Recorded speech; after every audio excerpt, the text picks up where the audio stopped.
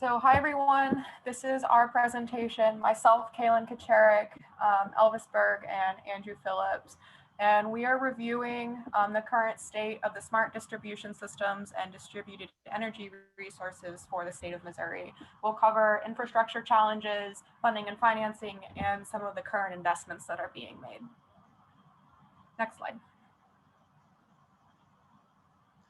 Okay, so when it comes to challenges facing integrating distributed energy resources, really what we're primarily looking at is how we deal with intermittency, and using distributed energy resources, having them distributed across a wide area is one of the ways we deal with that. So in order to bring together these smaller generation facilities that are spread out and are producing intermittent levels of energy, we need a grid that can handle integrating those together and then serving that energy in a stable way. And currently our grid is designed for large power plants that burn things like fossil fuels, coal, gases, things like that. So one thing that we need in order to bring together these energy sources is real-time monitoring so that we can handle the different levels from these facilities and just get them, sorry, I'm a little bit scatterbrained right now. So we can monitor the level of energy being produced by these facilities and basically draw from facilities that are producing well enough and disconnect facilities that might not be producing. And then we also need to be able to tailor demand to the intermittent power that we're generating. So demand side management is also a large part of that, being able to, for instance, provide time of use rates or things like that that will lower demand in real time when generation is lacking. Now, another way we can handle intermittency, and this is usually things more like planned or just knowable intermittency. So things like when the sun goes down and you aren't generating as much solar energy. One of the ways we can handle that is with energy storage. Now, there's currently not very much energy storage capacity on the grid, especially in Missouri. So we can use that energy storage in order to smooth out dips in our generation, especially in the evening when the sun is not producing as much energy, but demand spikes up incredibly, as you can see on the duck curve. So we use energy storage sort of like a capacitor in a circuit that will maintain charge and provide a more level voltage to the circuit. We can provide a more level amount of energy to the grid to meet demand. And we're ready for the next slide.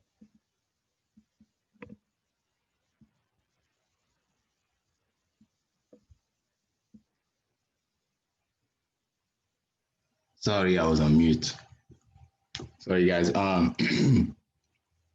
As Andrew discussed, we have a couple of challenges to make the grid smart.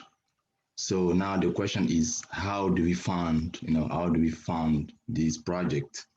The most important things to discuss here is to make everyone aware that there are some government grant and state incentives to support the renewable and smart grid project. So when we had this project, we researched a couple of things, and on top of the government, like I said, on top of the government grant, we have discovered that there are a couple grant and loans in the state of Missouri.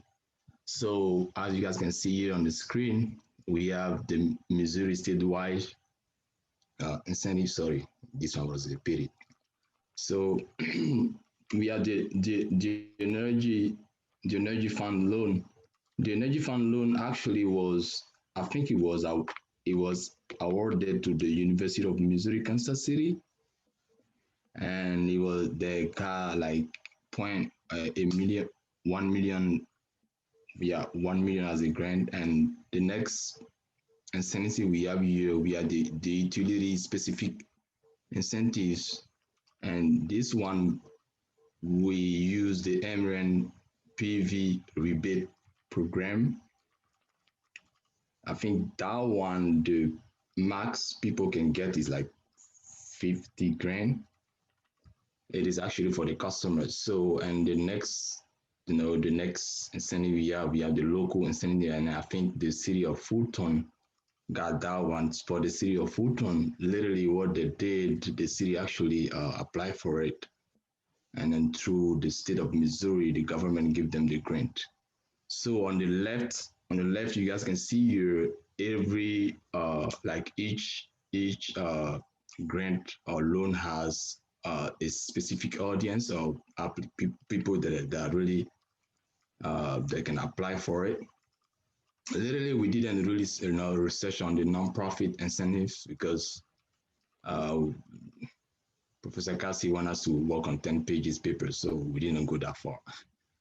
On the right, you guys can see an example, a couple project that we found, and we have some current project in Missouri, city of Fulton that we just discussed, and the funding was here. This SGIG is actually the smart grid investment grant from the government and then the city. So the total was 3 million, and we have Kansas City Power City. So literally, this is a just piece, a summary of things.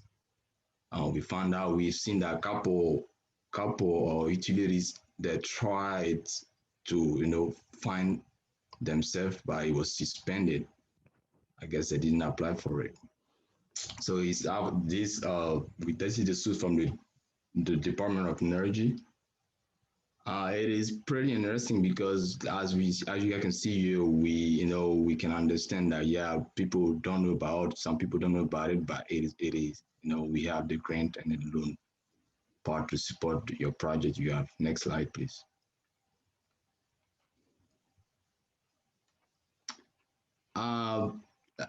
Previously we discussed the city of Fulton and then KCPL.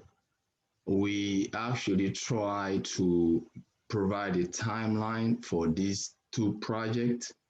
So the city of Fulton, they started to implement the advanced mirroring infrastructure, I think in the quarter of 2010, and by 2012 it was completed. So that was actually a 2-year project, I would say. For KCPL, they started the smart meter deployment in 2011, and they implemented all those generation and DR management actually in 2014. So that one took, I would say, 3 years to get it done. Next slide. I'll go through this pretty quickly, but essentially some of the tangible items that we've seen from the investments being made with consideration for the funding and financing mechanisms that Elvis shared, as well as the challenges that we've seen that Andrew identified, are primarily seen between Kansas City and St. Louis. So Kansas City being the Kansas City Power and Light Company, and then Ameren representing St. Louis. As far as Kansas City Power and Light, they implemented a project that is an end-to-end smart grid system that's resulted in, its investment has $50 million invested with a 48% federal share, and it's resulted in advanced metering systems. Oh, and by the way, this is complete. It began in roughly 2014, and its completion date is this year. So it's been really interesting to look into that. For Ameren as well, the projects are ongoing and have begun recently and or are ending soon. But as far as Kansas City Power and Light, they purposely, purpose of the program, the end-to-end smart grid system, it targets a low to middle income community. So it's not throughout the city, it's for a specific community within the city, but it's resulted in advanced metering systems that can be integrated with distribution information systems for those real-time estimates, like we were talking about the challenges to intermittency and whatnot earlier, as well as energy management systems within the homes, kind of like similar to Nest display systems. You can see your usage. And then some supplemental technology as well, some LED street lights around the UMKC and 20 vehicle charging stations to accommodate newer vehicles. And as far as Ameren, Missouri, they have a similar goal. By their own accord, they have set a goal to be carbon neutral by 2050, and part of their way to get there is to invest in the smart grid systems.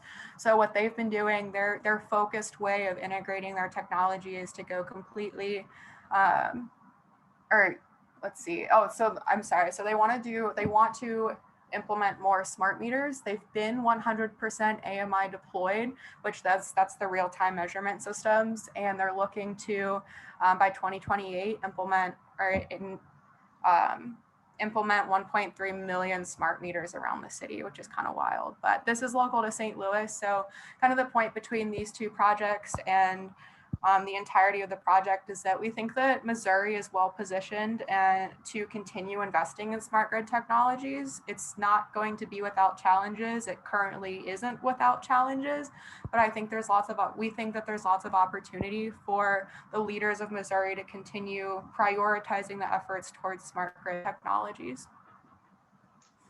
Elvis has a next piece. I was gonna discuss something with the team, with you guys. We have an interview with Andrea. I don't know how to say her last name. Rutolo. She's the director of the Liberty Utilities she's based in Canada. So literally the challenge is that we just discussed we just discussed with you. She mentioned the same challenges, and then she shared with us like having solar is not really easy because the sun doesn't always shine. She talked about the age of the the US grid. It is a really old infrastructure. She talked about human behavior, and I think Professor Cassie talked about the human behavior, how to bounce between the psychological reason and the contextual reason. And she talked about all those loan and grant out that I've just we just shared with you. And she talked about there are some programs like some the government has, and there are some grant the state can offer. So but some people don't really know. So literally that's what I really wanted to add to what just Kaelyn just shared with you guys. Thank you. Do you guys have any question, anything?